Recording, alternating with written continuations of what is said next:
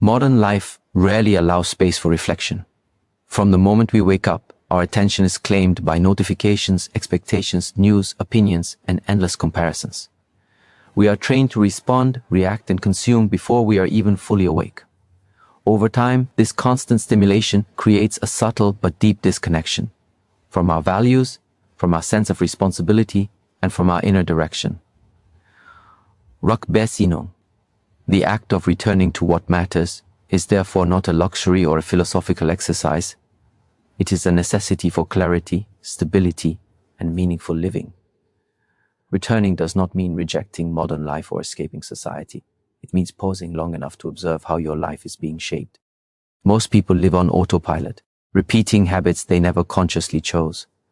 They adopt goals because others praise them, chase lifestyles because they appear successful, and carry opinions because they are popular. When asked why they live the way they do, many struggle to answer honestly.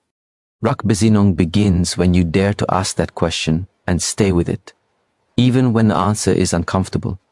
Clarity cannot emerge in noise. When the mind is constantly stimulated, it loses its ability to distinguish between what is important and what is merely urgent. Everything feels equally demanding, equally loud. In such a state, life becomes reactive. You respond to messages, deadlines, and pressures, but rarely act from intention. By stepping back from constant input, whether digital, social, or emotional, you create the conditions for discernment. Silence is not emptiness, it is space. In that space, priorities reveal themselves. Reconnecting with values is one of the most important outcomes of this process. Values are not slogans or ideas you admire. They are principles that guide your behavior when no one is watching. They show up in how you treat people, how you handle discomfort, and how you make decisions under pressure. Many people claim certain values, yet live in contradiction to them because they have never taken the time to examine whether their daily actions align with what they believe matters. Rückbesinnung invites honesty. It asks you to look at your life as it is, not as you wish it to be, and to identify where alignment is missing. This return also brings responsibility back into focus. Responsibility is often misunderstood as burden, but in truth, it is the source of dignity. When you take responsibility for your thoughts, actions, and direction, you stop outsourcing your life to circumstances or other people. You recognize that while you may not control every event, you always influence the outcome through your response. This mindset transforms challenges from sources of resentment into opportunities for growth. Instead of asking, "Why is this happening to me?" you begin to ask, "What is required of me now?" Inner direction is another element that becomes clearer through Rückbesinnung. Without inner direction, life is driven by external forces, trends, fears, and the approval of others. With inner direction, decisions are guided by a deeper sense of purpose. This does not mean having a rigid plan or knowing exactly where life will lead. It means having a compass. When faced with choices, you can sense whether something moves you closer to or further away from the person you want to become. This sense develops gradually through reflection, experience, and self-observation. One of the greatest obstacles to returning inward is discomfort. When stimulation is removed, the mind often becomes restless. Unresolved emotions surface. Doubts and insecurities appear. Many people immediately seek distraction at this point, mistaking discomfort for danger. In reality, this discomfort is a signal that you are approaching something meaningful. Growth rarely feels pleasant in the beginning. If you remain present and resist the urge to escape, the mind begins to settle. What once felt overwhelming becomes manageable. You learn that you are capable of sitting with yourself, and this builds inner strength. Rückbesinnung also changes how you relate to time. When life is driven by constant stimulation, time feels scarce. There is always something else to do, something else to check, something else to achieve. By stepping back, you begin to experience time differently.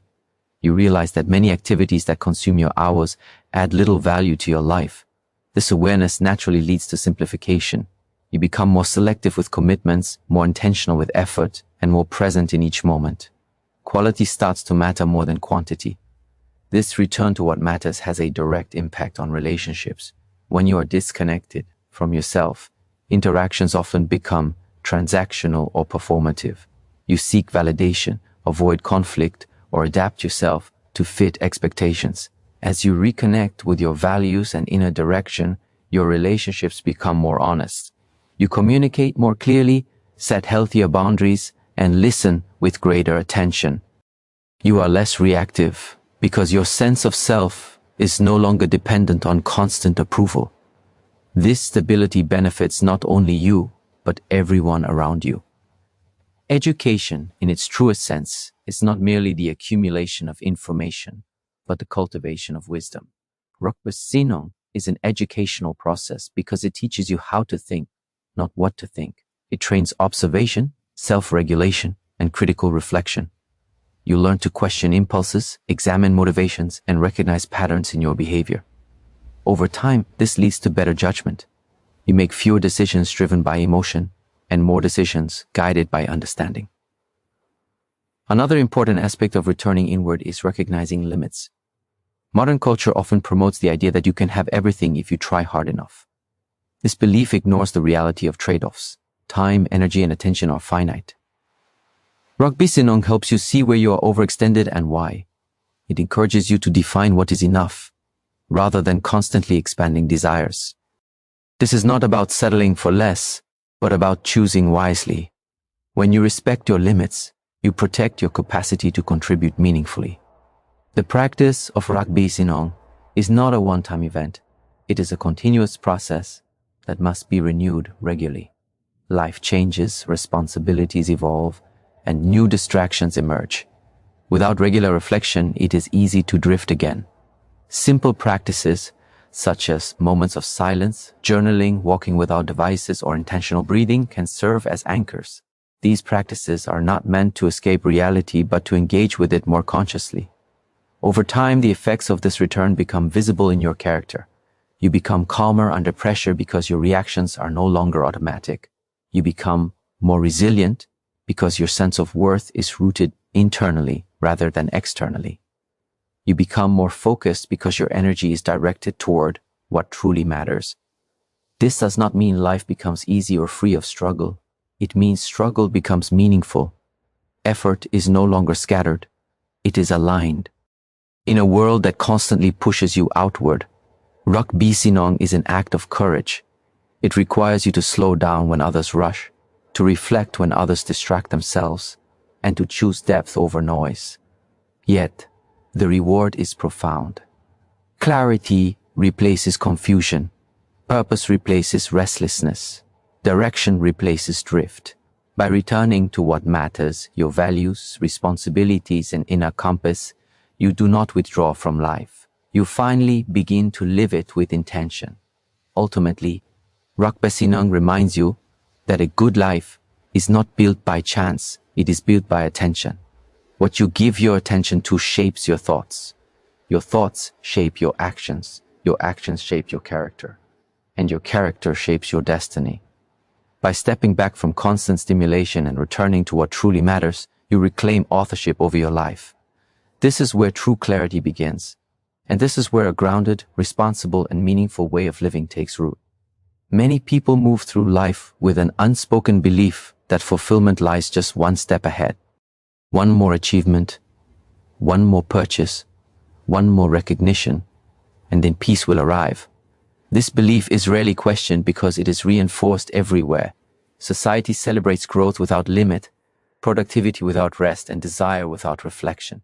In such an environment, the idea of enough feels almost foreign. Yet understanding genug, sein is not about abandoning ambition or progress. It is about restoring balance between desire and contentment, so that life can be lived with clarity rather than constant craving.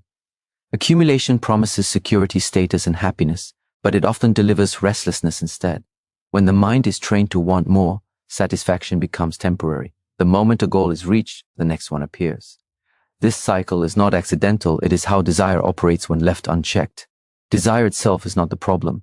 It is a natural force that drives improvement and creativity. The problem arises when desire is never questioned, never refined, and never given a stopping point. Without a sense of sufficiency, desire turns into hunger that cannot be satisfied. Recognizing enough begins with awareness. You must first notice how often you reach for more without knowing why. More possessions, more information, more stimulation, more validation. Many of these pursuits are automatic responses to discomfort, boredom, or insecurity. When life feels uncertain, accumulation feels like control. When self-worth feels fragile, external success feels like proof. By observing these patterns honestly, you begin to see that many wants are not true needs, but attempts to fill inner gaps. A fulfilled life is not defined by the absence of desire, but by mastery over it. Mastery does not mean suppression. It means understanding what desire is asking for beneath the surface. Often, what you truly seek is not the object itself, but the feeling you believe it will bring: safety, respect, freedom, or peace. When you learn to identify these underlying needs, you gain the ability to meet them more directly and sustainably. This shift alone reduces unnecessary accumulation and brings a sense of inner sufficiency. Contentment is frequently misunderstood as complacency. In reality, contentment is a stable foundation from which meaningful effort can arise. When you know what is enough, your actions become intentional rather than compulsive. You work not to prove your worth, but to express your capabilities. You strive not out of fear of lack, but out of commitment to growth. This distinction changes the quality of your effort. It becomes calmer, more focused, and more sustainable. Understanding sufficiency also reshapes your relationship with comparison. Much dissatisfaction arises not from what you lack, but from what others appear to have. In a world of constant visibility, comparison becomes unavoidable unless consciously managed. When you define enough for yourself, comparison loses much of its power. You are no longer measuring your life against someone else's highlight reel. Instead, you measure it against your values, responsibilities, and capacities. This internal reference point restores dignity and self-respect. There is also a deep ethical dimension to genug, sein. When individuals and societies lose the sense of enough, consumption becomes excessive and resources are wasted. On a personal level, this manifests as burnout, debt, and strained relationships. On a collective level, it leads to imbalance and exploitation. By learning to recognize sufficiency, you contribute not only to your own well-being, but to a more responsible way of living. You take what you need, use it well, and leave space for others. Learning when desire ends and contentment begins requires patience. The mind, accustomed to constant stimulation, resists stillness. It seeks novelty because novelty creates temporary excitement. Yet excitement is not the same as fulfillment. Fulfillment has a quieter quality. It feels stable rather than intense. It does not demand constant reinforcement. When you allow yourself to experience this quieter state, you begin to trust it. Over time, you realize that peace does not need to be earned through endless effort. It emerges when striving is balanced by acceptance. This understanding transforms how you experience success. Success no longer becomes a moving target that keeps you running. Instead, it becomes something you can recognize and appreciate in the present. You acknowledge progress without becoming enslaved by the need for more. Gratitude naturally grows in this state, not as a forced practice, but as a consequence of awareness. When you see what you already have, both materially and internally, you stop overlooking your own life. Genug, sein also has a powerful effect on identity. Many people define themselves by what they achieve or possess. When those external markers change, their sense of self collapses. By recognizing sufficiency, you loosen this dependency. Your identity becomes rooted in who you are and how you live, rather than what you accumulate. This creates resilience. Loss becomes painful, but not devastating. Change becomes challenging, but not threatening. You remain grounded because your worth is not constantly renegotiated. In daily life, understanding enough shows up in simple choices. You stop overcommitting your time. You choose rest without guilt. You consume information selectively instead of endlessly scrolling. You invest energy in fewer, more meaningful relationships rather than spreading yourself thin. These choices may seem small, but their cumulative effect is profound. Life begins to feel spacious rather than crowded. Your attention, no longer fragmented, regains depth. It is important to recognize that enough is not a fixed number or universal standard. It changes with life stages, responsibilities, and circumstances. What matters is not the specific threshold, but the practice of consciously defining it. Without this practice, enough is always determined by external pressure. With it, enough becomes a personal and dynamic guideline that evolves as you do. This ongoing adjustment keeps you aligned with reality rather than illusion. The ability to say this is enough requires courage. It goes against cultural narratives that equate worth with constant expansion. It may invite misunderstanding or judgment from others. Yet this courage is rewarded with inner stability. When you are not driven by endless wanting, you regain sovereignty over your life. Decisions are no longer rushed. Fear loses its grip. You act from clarity rather than scarcity. Over time, recognizing sufficiency changes your emotional landscape. Anxiety decreases because the future is no longer a threat that must be conquered. Envy fades because your attention returns to your own path. Joy becomes more accessible because it is no longer postponed until the next milestone. You discover that contentment is not the absence of ambition, but the presence of peace alongside effort. A fulfilled life, then, is not one that has gathered everything, but one that knows when gathering can stop. It is a life that values depth over excess, meaning over magnitude, and presence over possession. By understanding genug, sein, you learn to live from a place of inner abundance rather than external accumulation. Desire finds its proper role as a guide, not a master. Contentment becomes not a distant goal, but a steady companion. In this way, recognizing when desire ends and contentment begins is not a limitation, it is liberation. It frees your energy, sharpens your focus, and grounds your sense of self. You no longer chase life.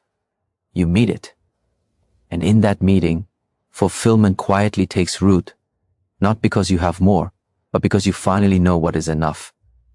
Many people associate discipline with punishment, control, or the loss of freedom. From an early age, discipline is often introduced as something imposed from the outside, a response to misbehavior rather than a tool for self-mastery. Because of this, the word itself carries resistance. Yet when discipline is understood correctly, its meaning changes entirely. Discipline is not the enemy of freedom, it is the condition that makes freedom possible. Without structure, the mind becomes scattered. Impulses dominate behavior, and life is driven by reaction rather than choice. True freedom begins when you can direct yourself. A life without discipline is not a life of ease, but a life of chaos. When habits are unregulated, energy is wasted on indecision, distraction, and regret. You may feel free in the moment, but over time this lack of structure creates dependency on moods, on cravings, on external stimulation. The mind becomes restless because it is constantly pulled in different directions. In contrast, discipline creates order. Order reduces noise. With less inner noise, peace naturally emerges. Peace is not something you force into existence, it arises when unnecessary conflict is removed. Much of that conflict comes from inconsistency, wanting one thing but doing another, valuing health but neglecting the body, desiring clarity but feeding the mind constant distraction. Discipline aligns intention with action. When your actions consistently reflect your values, inner tension decreases. You no longer argue with yourself. This internal harmony is experienced as peace. Focus is another natural outcome of discipline. The modern environment is designed to fragment attention. Without deliberate boundaries, focus becomes rare. Discipline teaches you to protect your attention as a finite resource. You choose when to engage and when to withdraw. You train yourself to stay with one task, one conversation, one thought until it is complete. This ability is not innate, it is developed through repeated effort. Each time you resist distraction and return to the task at hand, you strengthen focus. Over time, what once required effort becomes natural. Conscious living depends on this ability to pause between impulse and action. Without discipline, impulses dictate behavior. Hunger leads to overconsumption, boredom leads to distraction, frustration leads to reaction. Discipline inserts awareness into this process. You begin to notice urges without immediately obeying them. This space allows choice. You can ask whether an action serves your long-term well-being or merely provides short-term relief. Living consciously means acting from understanding rather than compulsion, and discipline is the mechanism that makes this possible. It is important to understand that discipline does not mean rigidity. A disciplined life is not one that is inflexible or harsh. True discipline is adaptive. It responds to context while maintaining direction.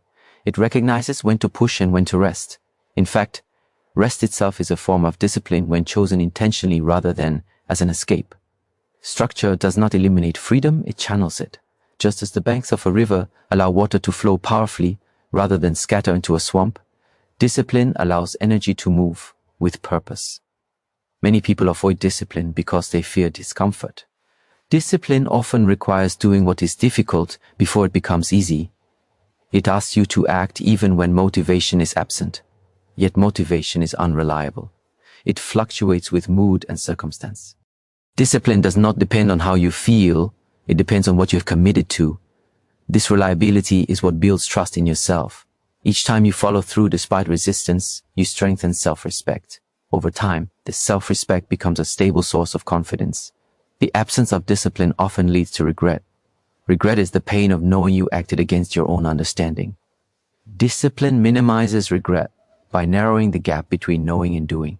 When you consistently act in alignment with your principles, you may still face challenges and failure, but you are less likely to feel that you betrayed yourself. This inner alignment is deeply freeing. You no longer need to escape from your own thoughts because your life reflects them.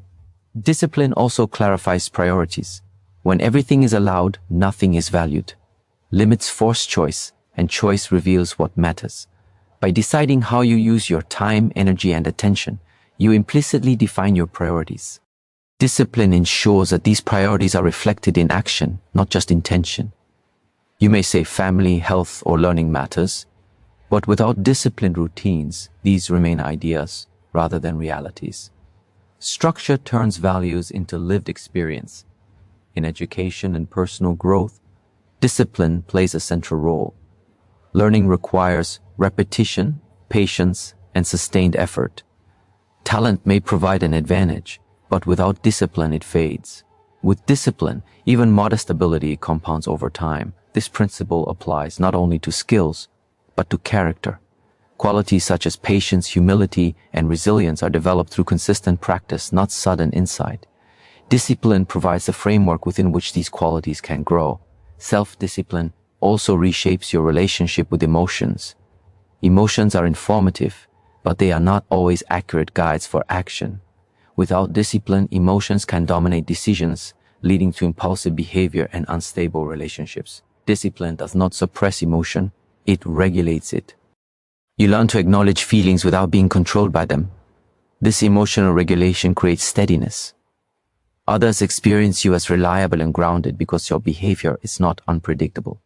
Freedom, in its deepest sense, is the ability to live according to your understanding rather than your impulses. This freedom cannot be granted by external conditions alone. Even in favorable circumstances, an undisciplined mind remains constrained by habits and desires. Discipline frees you from these internal constraints. You are no longer compelled to seek constant stimulation or immediate gratification. You can endure discomfort when necessary because you trust the direction you are moving in. Over time, a disciplined life becomes simpler, not harder. Decisions are easier because many have already been made through routine. Energy is conserved because fewer battles are fought internally. You know when to work, when to rest, when to speak, and when to remain silent. This simplicity creates mental spaciousness. In that space, creativity and insight arise naturally. It is also important to recognize that discipline is learned gradually. It is built through small, consistent actions rather than dramatic changes. Attempting to impose extreme discipline overnight often leads to resistance and collapse. Sustainable discipline respects human limits. It grows through repetition, reflection, and adjustment. Each small commitment kept strengthens the foundation for the next. When discipline is rooted in understanding rather than fear, it becomes a form of self-care. You structure your life not to punish yourself, but to support your well-being.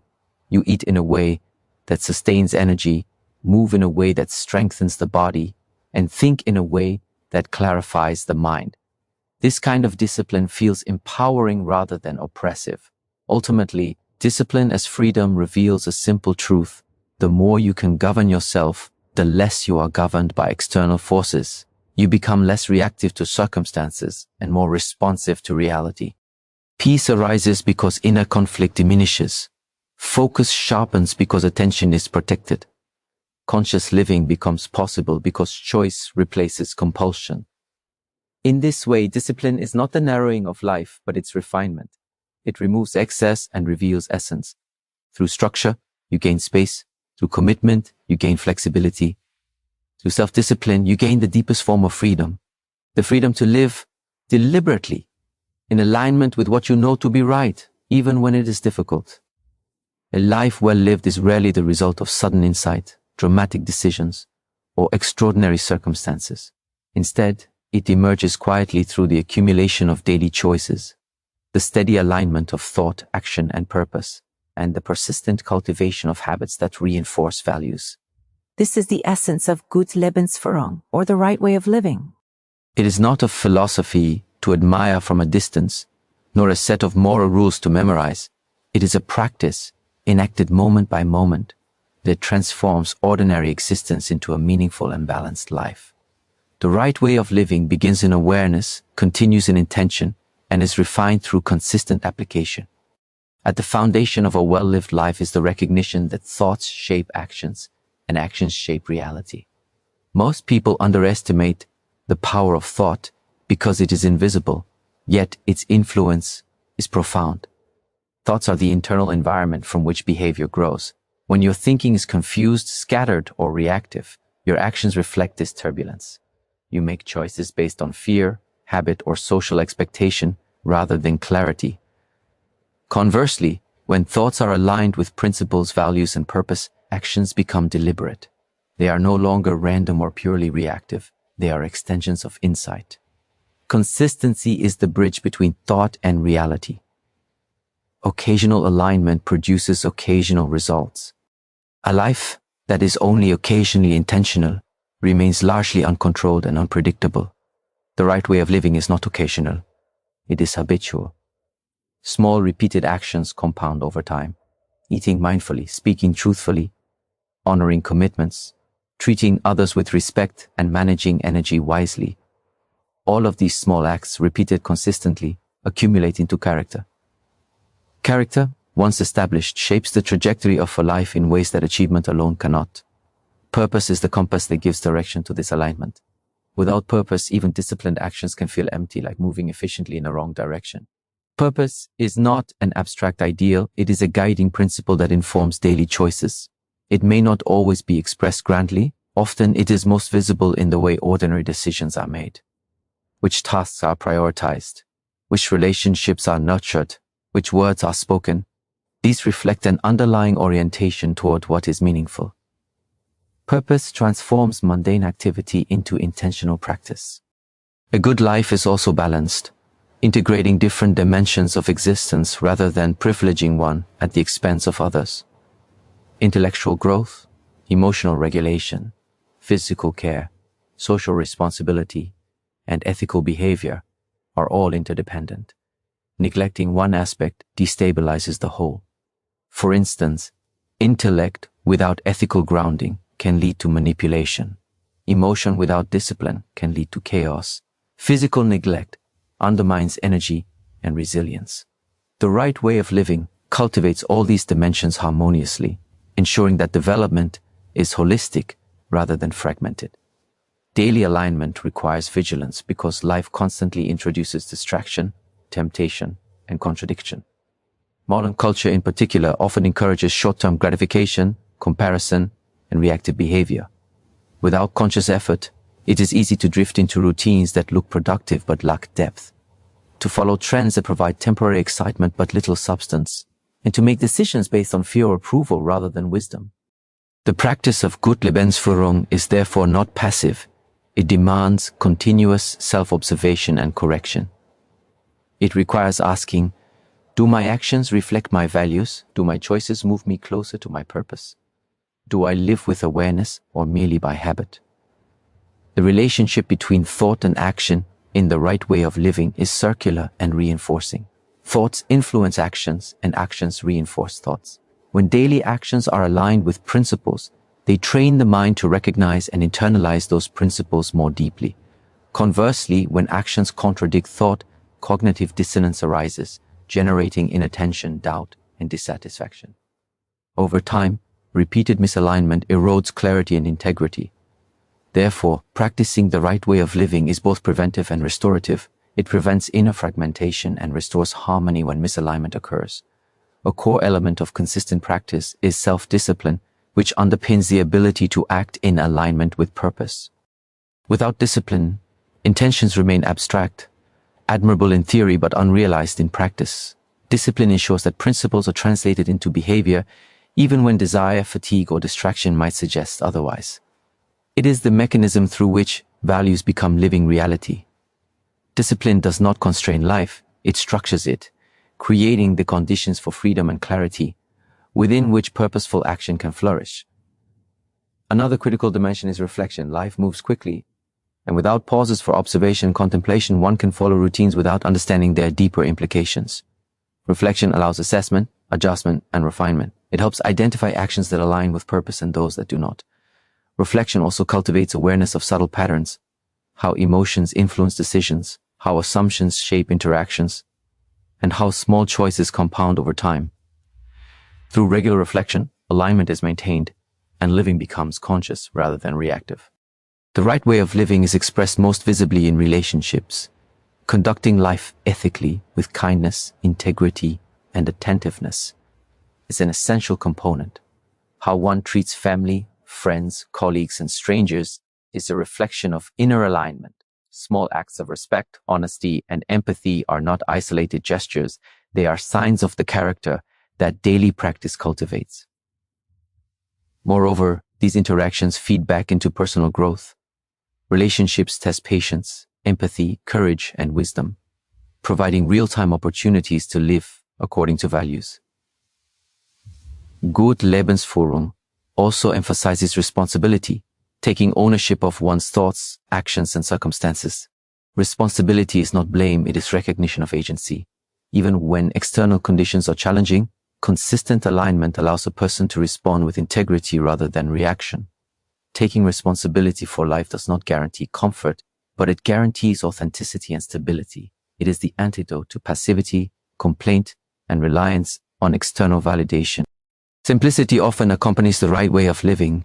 Alignment with purpose and values naturally clarifies priorities. When you know what matters, you are less likely to be distracted by trivialities or overwhelmed by unnecessary options. This clarity fosters efficiency and intentionality. Decisions are made with a sense of direction rather than impulsivity. Time, energy, and attention are conserved and invested wisely. Simplicity is not deprivation. It is the elimination of excess that obscures essence. It is also essential to recognize the role of resilience in good living. Challenges, setbacks, and unforeseen circumstances are inevitable. A life aligned with purpose and guided by discipline provides the stability to navigate adversity without losing direction. Misfortune may occur, but inner alignment ensures that each response is considered, principled, and constructive. Resilience is thus not merely survival, it is the continued practice of alignment under pressure. Moreover, consistency in the right way of living nurtures self-trust. When daily actions align with values and purpose, confidence emerges naturally. The mind learns to rely on experience rather than wishful thinking. Inner authority replaces external approval as the basis of confidence. Over time, this self-trust becomes a foundation for decision-making, risk-taking, and meaningful action.